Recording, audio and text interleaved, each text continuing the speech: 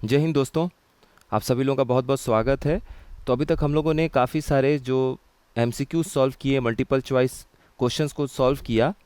उसमें बहुत सारे क्वेश्चंस पीवाईक्यू के भी होते थे और कुछ इंपॉर्टेंट क्वेश्चंस जो बन पाते थे या किसी और जगह के होते थे वो भी शामिल किया जाता था।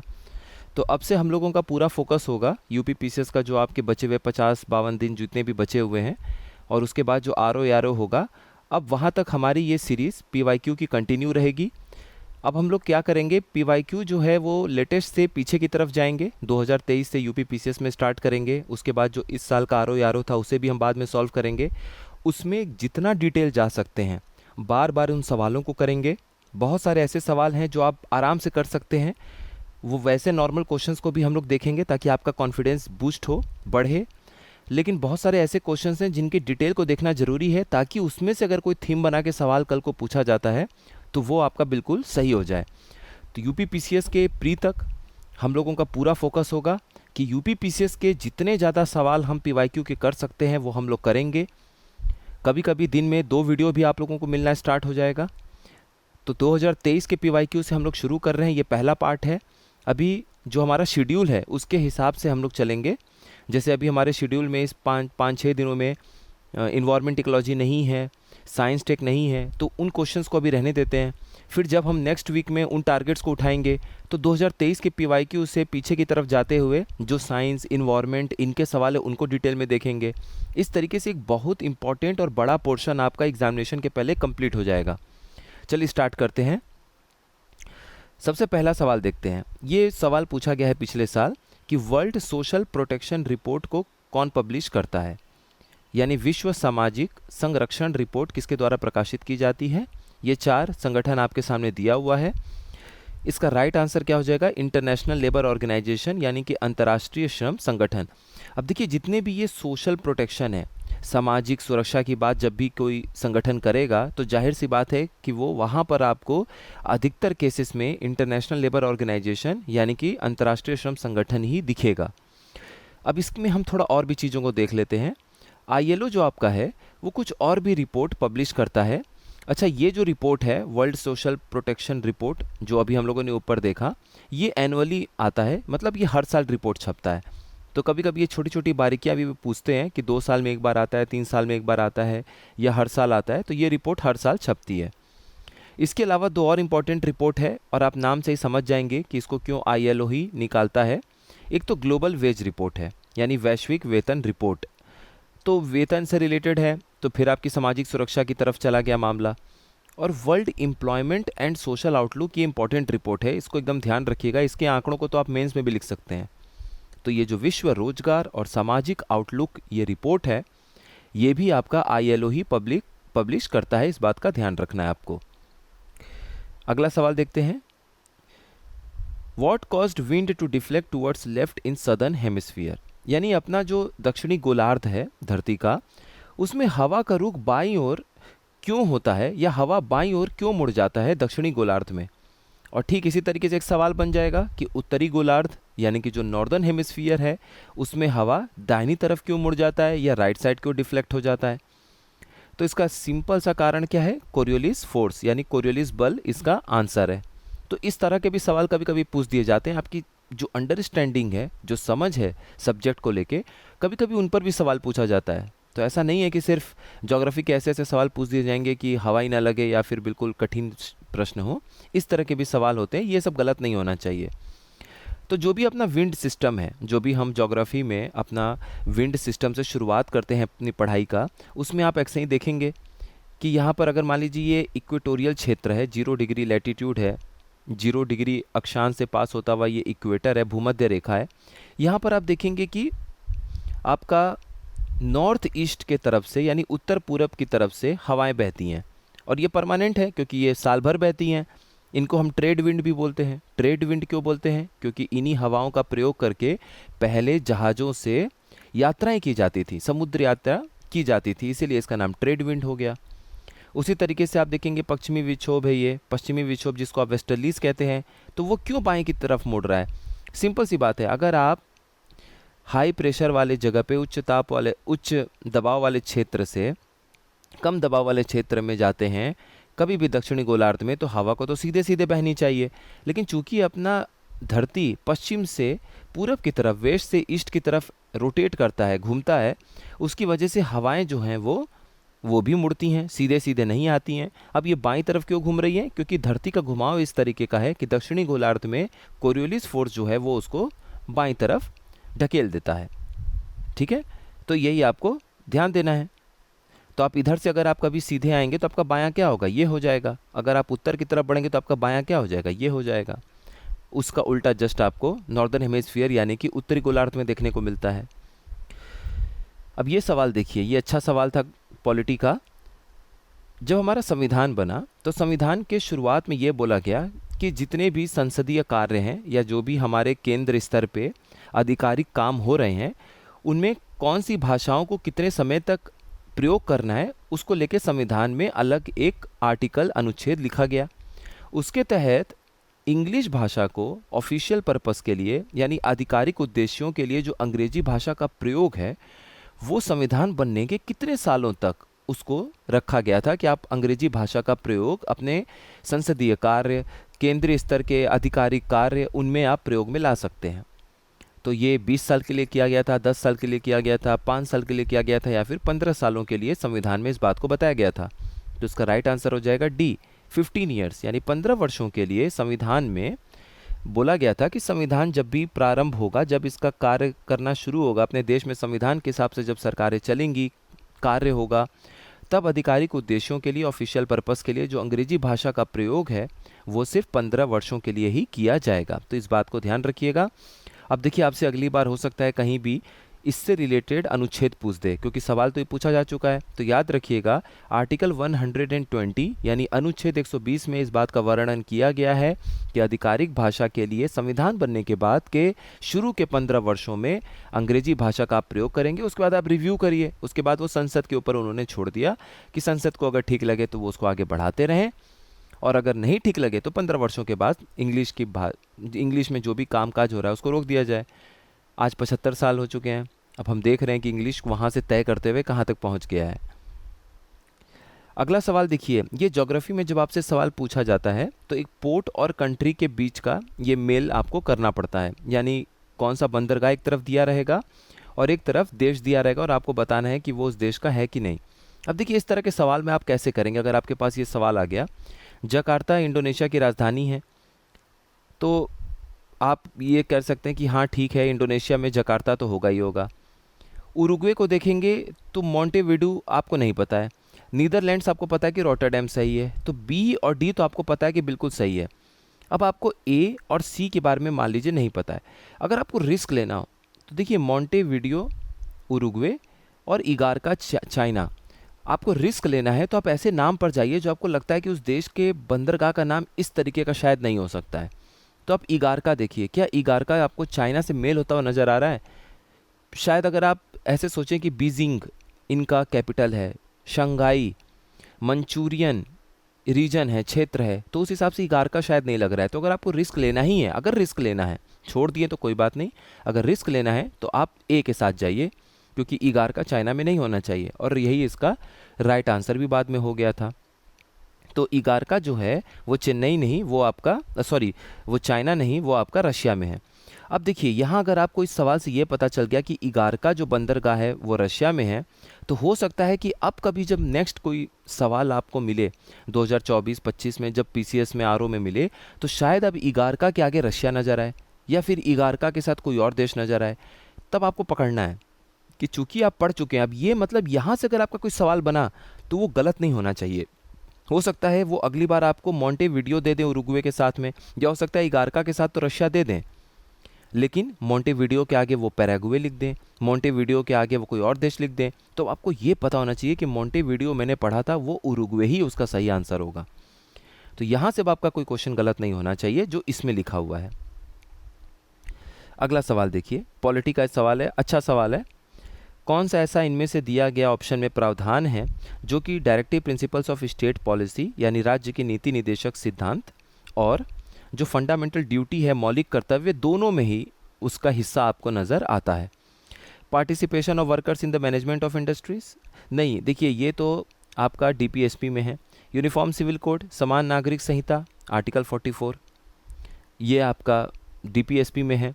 उसके बाद गार्जियंस को अपॉर्चुनिटी देना है, अभिभावकों को अपने बच्चों को शिक्षा का अवसर प्रदान करना है, ये भी डीपीएसपी का हिस्सा है। ये आपका फंडामेंटल ड्यूटी नहीं है, लेकिन अगर आप पर्यावरण की सुरक्षा की बात करेंगे तो ये आपका सीधा सीधा दोनों में प्रावधान है, चाहे वो आपका डीपीएसपी है यानी राज्य के नीति निदेशक तत्व हो, या फिर आपका फंडामेंटल ड्यूटी हो यानी ये जो भी आपके मौलिक कर्तव्य हों। कैसे, आइए इनको रिवीजन कर लेते हैं। देखिए, अनुच्छेद 48 का यानी आर्टिकल 48A, इसमें साफ साफ लिखा है कि राज्य को सुरक्षित करना है और बेहतर करना है, सुधार करना है पर्यावरण में, और साथ ही साथ जो भी जीव जंतु हैं, जंगल हैं, उनकी भी सुरक्षा सुनिश्चित करनी है राज्य को यानी कि देश को। तो ये आपका आर्टिकल 48A डीपीएसपी में लिखा है, directive principles of state policy में। और 51A जो आपका आर्टिकल है यानी 51 का मौलिक अधिकार में अगर आप पढ़ेंगे तो उसमें आप पढ़ेंगे एक आपका क्लॉज है जी यानी कि 6, उसमें आपको क्या लिखा हुआ है कि जो भी जंगल हैं, झील हैं, नदियां हैं, वन्य जीव हैं, इन सभी की प्राकृतिक पर्यावरण की रक्षा और सुधार करना और जीवित प्राणियों के प्रति दया रखना, ये सब हम नागरिकों का कर्तव्य है। तो नागरिकों के कर्तव्य के लिए भी पर्यावरण की सुरक्षा की बात की गई है, और राज्य को अपने क्या कर्तव्य निभाना है, राज्य को क्या डायरेक्टिव प्रिंसिपल से जुड़े रहना है, राज्य के नीति निदेशक तत्व में भी ये बात लिखी गई है। तो इस बात को ध्यान रखिएगा। और ये आर्टिकल तो इंपॉर्टेंट अब से हो ही गया। अब आर्टिकल 48A के आगे हो सकता है कुछ और लिख दें वो, तो आपको यहाँ से पहचान करना है। अब देखिए, कभी कभी इस तरह का सवाल भी आपसे पूछ दिया जाएगा, कोई स्कीम जो इम्पोर्टेंट है और उसका नामकरण किया गया, बाद में उसका नाम बदला गया, तो कभी कभी इस पर भी स्टैटिक सवाल पूछा जाता है। जैसे ये सवाल है कि किस वर्ष मिड डे मील स्कीम का नाम बदल के पीएम पोषण स्कीम कर दिया गया। तो देखिए, ये जो मध्याह्न भोजन योजना है, इसका नाम बदल के पीएम पोषण योजना कब किया गया? सन 2021 में।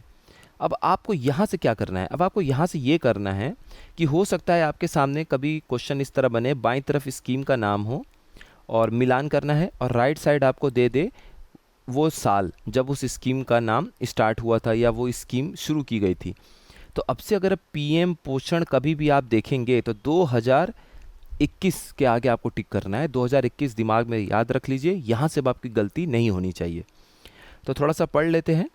प्रधानमंत्री पोषण शक्ति निर्माण, प्रधानमंत्री पोषण शक्ति निर्माण, जिसको हम पीएम पोषण स्कीम के नाम से जानते हैं, ये मिड डे मील स्कीम था और सितंबर 2021 में इसका नाम बदल के इसको लागू किया गया है।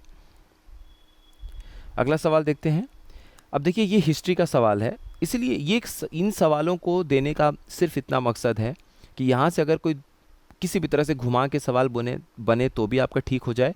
साथ ही साथ आपके अंदर एक कॉन्फिडेंस भी हो कि ऐसा नहीं है कि बिल्कुल सारे ही क्वेश्चन इस तरीके से पूछे जा रहे हैं कि मुझे हवा ही ना लगे। आपका कॉन्फिडेंस भी बढ़ना चाहिए साथ साथ सवालों को देख के। अब ये सवाल देखिए, ये मॉडर्न हिस्ट्री का सवाल है। इसमें ये पूछा गया है कि कौन सी घटना बाद में हुई है, मतलब आपको पहले से बाद में अरेंज करना है, यानी घटना को कालानुक्रमिक क्रम में लगाना है। तो आपसे ये बोला गया कि कौन सा ऐसा घटना है जो कि लास्ट में घटित हुआ है। तो लास्ट में आप तभी पहचान पाएंगे जब आपको ये पता हो कि पहले कौन सा हुआ, उसके बाद कौन सा हुआ, उसके बाद कौन सा हुआ। तो अगर आप इसमें ध्यान से देखेंगे तो होम रूल लीग 1916 में शुरू हुआ था। इसमें एनी बेसेंट जी थी और हमारे बाल गंगाधर तिलक जी थे। बाल गंगाधर तिलक जी ने अप्रैल के आसपास में शुरू कर दिया था, और उसके बाद सितंबर में 1916 में एनी बेसेंट जी ने शुरू कर दिया था। होम रूल लीग बहुत इंपॉर्टेंट टॉपिक है, उसको ज़रूर पढ़िएगा। एक टारगेट वाला हमारा हफ्ता था जिसमें उसमें कंप्लीट करना था। जलियांवाला बाग मैसेकर को आप डेट सही याद रखिए, 13 अप्रैल बैसाखी का दिन था, 1919 की बात थी जब जलियांवाला बाग कांड हुआ। खिलाफत आंदोलन देखिए 1919 के दिसंबर के आसपास से शुरू हुआ और 22-23 तक जाके जब असहयोग आंदोलन चल रहा था तो महात्मा गांधी जी ने इस खिलाफत आंदोलन के लीडर्स को भी अपने अंदर समाहित कर लिया था, अपने आंदोलन में समाहित कर लिया था। तो सब लोग मिल के, चाहे वो खिलाफत आंदोलन के लिए एक बहुत बड़ा मुस्लिम तबका लड़ रहा था, चाहे बाकी धर्म के लोग थे, सब लोगों ने मिलकर असहयोग आंदोलन में अंग्रेज़ों के खिलाफ लड़ाई लड़ी थी। तो ये लड़ाई 1920-22 की थोड़े दिन और आगे चला, जब असहयोग आंदोलन को वापस ले लिया गया था चौरी चौरा कांड की वजह से, तब फिर ये कुछ दिन और चला, उसके बाद ये ख़त्म हो गया। उसके बाद मापिल्ला रिवोल्ट, ये जो मोपल्ला विद्रोह है, ये आपका 1900 1921 में हुआ था। तो जाहिर सी बात इस क्वेश्चन का आंसर क्या हो जाएगा, डी, मोपल्ला विद्रोह। ये 1921 में हुआ था। अब ये कभी आपको मिलान करने में इस्तेमाल में आएगा, तो मोपल्ला रिवोल्ट के आगे, मोपल्ला विद्रोह के आगे आप 1921 टिक करेंगे। एक अच्छा सवाल है पॉलिटी का, इसमें दो स्टेटमेंट दिया हुआ है। पहला दिया हुआ है कि आर्टिकल 109 कहता है कि एक जॉइंट सिटिंग यानी संयुक्त बैठक होगी दोनों ही सदनों का। ये गलत है। ये अनुच्छेद 108 कहता है कि जॉइंट सिटिंग का प्रावधान है हमारे संविधान में, यानी बिल को लेके कभी भी तकराहट होती है, वो फाइनेंस बिल नहीं है, वो मनी बिल नहीं है। फाइनेंस बिल भी है तो दूसरे नेचर का है, मनी बिल नहीं है। Money bill pay joint sitting आप नहीं बैठा सकते हैं, लोकसभा उसमें सर्वोपरि होता है, राज्यसभा 14 दिन तक बिल रख सकता है, उसके बाद मान लिया जाएगा कि वो पारित हो गया। तो लोकसभा और राज्यसभा में बिल को पास न करने की वजह से अगर कोई टकराहट की स्थिति पैदा होती है, तब जो स्पीकर महोदया हैं या स्पीकर महोदय हैं वो एक जॉइंट सिटिंग के तहत उस बैठक की अध्यक्षता करते हैं। और अगला स्टेटमेंट भी देखिए वही है कि ये जो दोनों सदनों की जॉइंट सिटिंग होगी, दोनों सदनों की, दोनों हाउसेस की जो संयुक्त बैठक होगी, उसमें क्या स्पीकर उसकी अध्यक्षता करेंगे? तो ये स्टेटमेंट बिल्कुल सही है, स्पीकर ही अध्यक्षता करते हैं। हालांकि 108 जो अनुच्छेद है, 108 आर्टिकल जो है, ये बोलता है कि राष्ट्रपति महोदय या राष्ट्रपति महोदया दोनों ही सदनों को बुलाएंगे या बुलाएंगी, वो बुलाएंगे, ठीक है, राष्ट्रपति की तरफ से बुलाया जाता है। और जो स्पीकर होते हैं, जो लोकसभा के स्पीकर होते हैं, लोकसभा के अध्यक्ष होते हैं, वो उस संयुक्त बैठक की अध्यक्षता करते हैं। अगर मान लीजिए कि वो किसी भी कारण मौजूद नहीं होते हैं उस संयुक्त बैठक में, ज्वाइंट सिटिंग में, तो उनके बाद जो लोकसभा के डिप्टी स्पीकर चुने गए होंगे वो उस बैठक की अध्यक्षता करेंगे। अगर मान लीजिए स्पीकर और डिप्टी स्पीकर दोनों ही लोग मौजूद नहीं रहते हैं, तब कौन बैठेगा? तब राज्यसभा के चेयरमैन नहीं बैठेंगे। याद रखिएगा, राज्यसभा के चेयरमैन राष्ट्रपति हैं, तो जो राज्यसभा के डिप्टी चेयरमैन होंगे वो आके बैठेंगे उस ज्वाइंट सिटिंग की बैठक में, अध्यक्षता उसकी करेंगे। तो इस बात को ध्यान रखिएगा, कभी कभी ये भी सवाल पूछा जाता है। तो इसका आंसर क्या होना चाहिए था? ओनली 2, सिर्फ 2 ही सही है। पहले में तो अनुच्छेद गलत दिया हुआ है। तो यही यहाँ पर लिखा हुआ है कि जब भी संयुक्त बैठक होगी 108 अनुच्छेद यानी आर्टिकल 108 के तहत, तो इसकी अध्यक्षता लोकसभा के अध्यक्ष द्वारा की जाती है। अगर उनकी अनुपस्थिति होती है तो उसके जो उपाध्यक्ष हैं यानी जो डिप्टी स्पीकर हैं लोकसभा के, वो उस ज्वाइंट सिटिंग में बैठेंगे, उसकी अध्यक्षता करेंगे। और अगर दोनों ही लोग अनुपस्थित रहते हैं तो राज्यसभा के जो उपसभापति हैं यानी कि राज्यसभा के जो डिप्टी चेयरमैन हैं वो उस संयुक्त बैठक या ज्वाइंट सिटिंग की अध्यक्षता करेंगे। क्योंकि राज्यसभा के जो चेयरमैन हैं वो आपके उपराष्ट्रपति होते हैं, वाइस प्रेसिडेंट होते हैं, तो उनको इस बैठक से अलग रखा गया है। देखिए उसका कारण भी है, जो डिप्टी चेयरमैन है राज्यसभा के वो राज्यसभा के ही सांसद होते हैं। जो लोकसभा के चेयरमैन हैं यानी कि अध्यक्ष हैं और जो उपाध्यक्ष हैं वो भी लोकसभा के एमपी होते हैं। तो ये तीनों ही लोग एमपी हैं। लेकिन जो उपराष्ट्रपति हैं उनकी तो अलग से नियुक्ति होती है ना, क्योंकि वो अलग से चुने जाते हैं, जिसमें लोकसभा और राज्यसभा दोनों के ही जो सांसद होते हैं वो उनको वोट देके जिताते हैं। तो इसीलिए अलग ये व्यवस्था बनाई गई है। तो हर चीज़ को थोड़ा सा लॉजिकली भी सोचेंगे तो आपको आंसर मिलेगा। चलिए अगले सवाल की तरफ देखते हैं। देखिए ये सवाल भी बहुत कॉमन है, कई सालों में और कई बार पूछा जा चुका है। इसमें आपको क्या करते हैं कि एक तरफ प्रावधान दे देते हैं संविधान का, दूसरी तरफ ये पूछते हैं कि वो कौन से पार्ट में उल्लेखित है। तो ट्रिब्यूनल्स क्या 11th पार्ट में उल्लेखित है? नहीं, जो पार्ट 11 है यही आंसर हो जाएगा। पार्ट 11 है, उसमें आपका केंद्र और राज्य इन दोनों के बीच में जो संबंध है, कानून बनाने से लेकर लेजिस्लेटिव रिलेशन हो, चाहे एग्जीक्यूटिव हो, चाहे प्रशासनिक संबंध हो, उसके बारे में व्याख्या किया गया है। और उन सारी चीज़ों के प्रावधान को आपके पार्ट 11 में रखा गया है। पार्ट 8 की बात करें तो केंद्र शासित प्रदेश की उसमें बात की गई है, बिल्कुल सही है।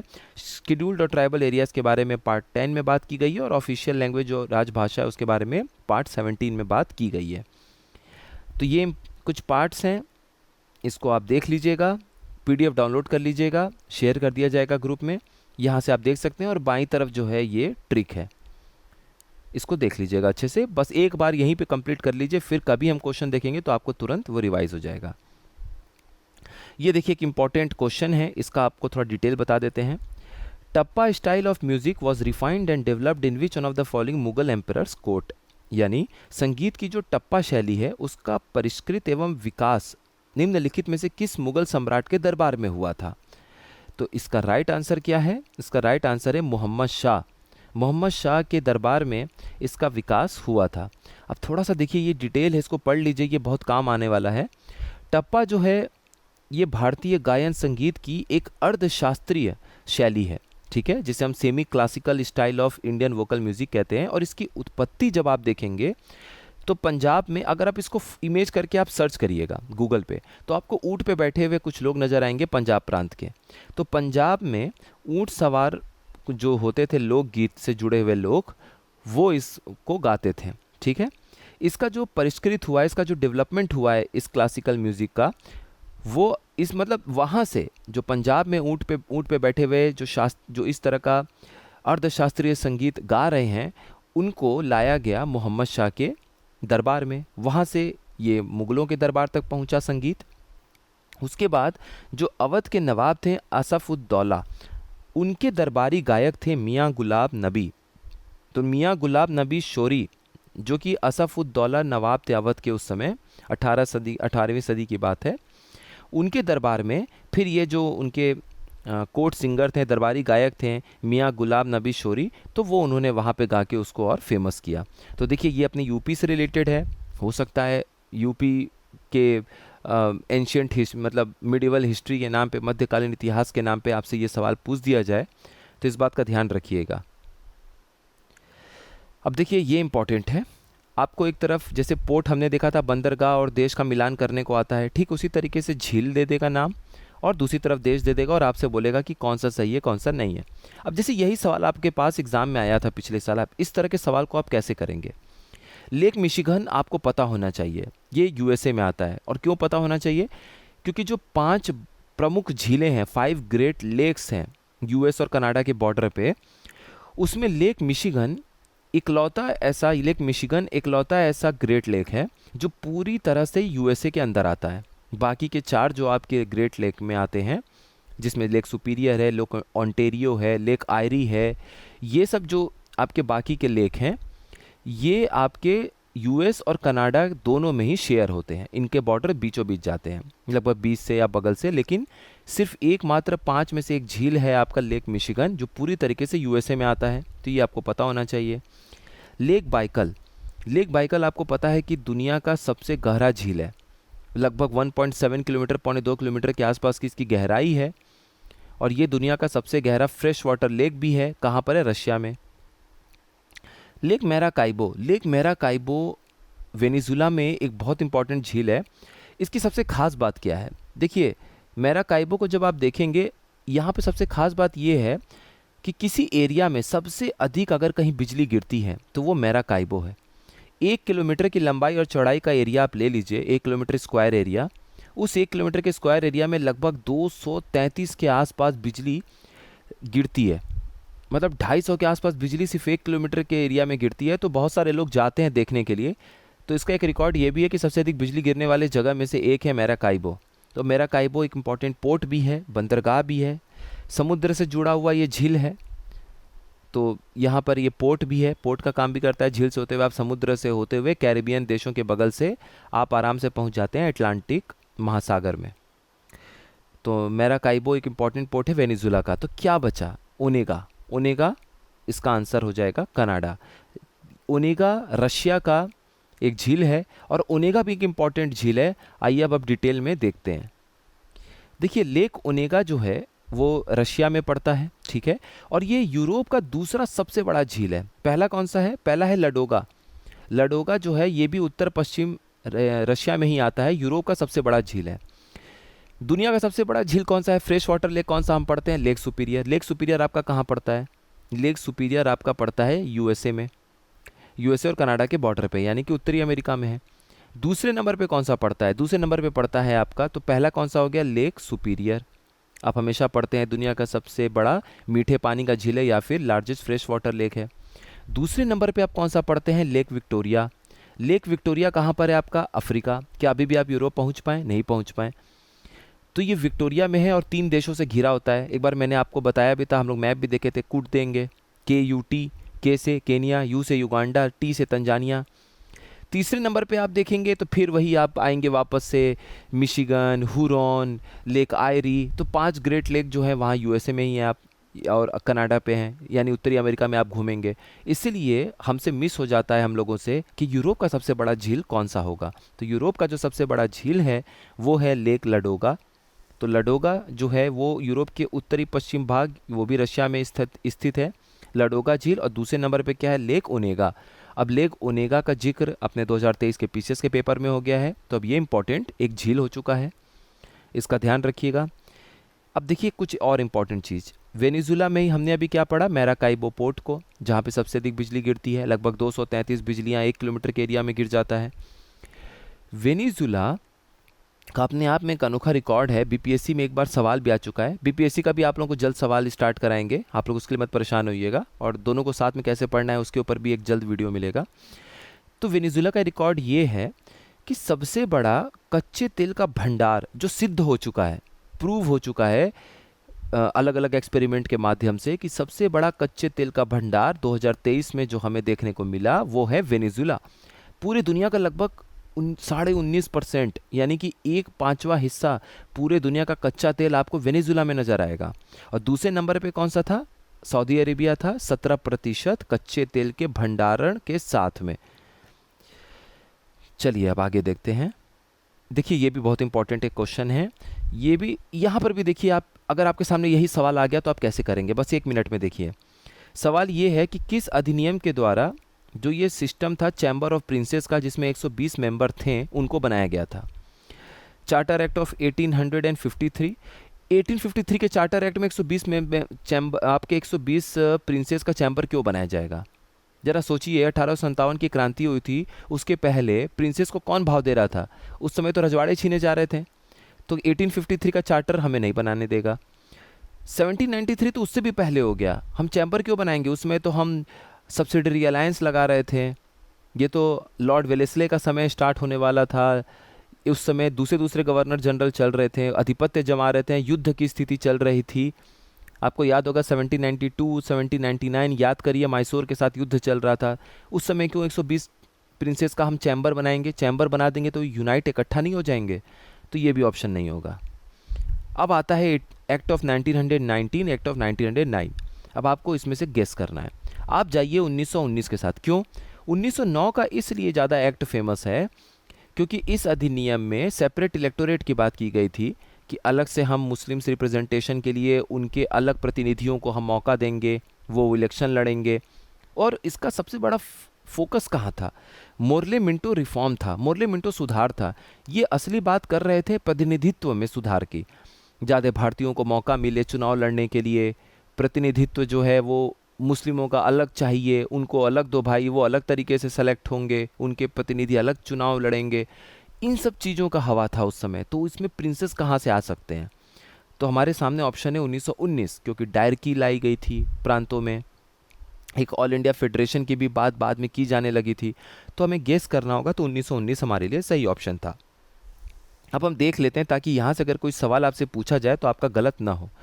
देखिए भारत सरकार का एक अधिनियम था 1921 का, जिसके तहत इस चैम्बर ऑफ प्रिंसेस को स्थापित किया गया था। हालांकि ये आपका 1919 का जो गवर्नमेंट ऑफ इंडिया एक्ट था, उसी में ही संशोधन करके इस अधिनियम को तैयार करके 2 साल के बाद चैम्बर ऑफ प्रिंसेस को तैयार किया गया था, जिसमें 120 आपके प्रिंसेस थे। अब देखिए मोंटेगू चेम्सफोर्ड रिफॉर्म भी हम इसको कहते हैं। अब ये जो चैम्बर है प्रिंसेस का, इसकी पहली मीटिंग हुई थी 8 फरवरी 1921 में लाल किले में, दिल्ली फोर्ट मतलब वही अपना लाल किला। और जो महाराजा थे बीकानेर के सर गंगा सिंह, ये सर गंगा सिंह को पहला चांसलर बनाया गया था चैम्बर ऑफ प्रिंसेस का। तो अगर अब से आपके लिए कुछ नया है तो वो ये है, यहाँ पर आपको फोकस करना है, ठीक है। ये आपका इम्पॉर्टेंट पॉइंट है कि इसकी पहली बैठक कहाँ हुई थी? 8 फरवरी 1921। 1921 में कहाँ? दिल्ली फोर्ट, लाल किला। और महाराजा थे जो बीकानेर के सर गंगा सिंह, वही इसके पहले चांसलर नियुक्त हुए थे। क्लियर हो गया?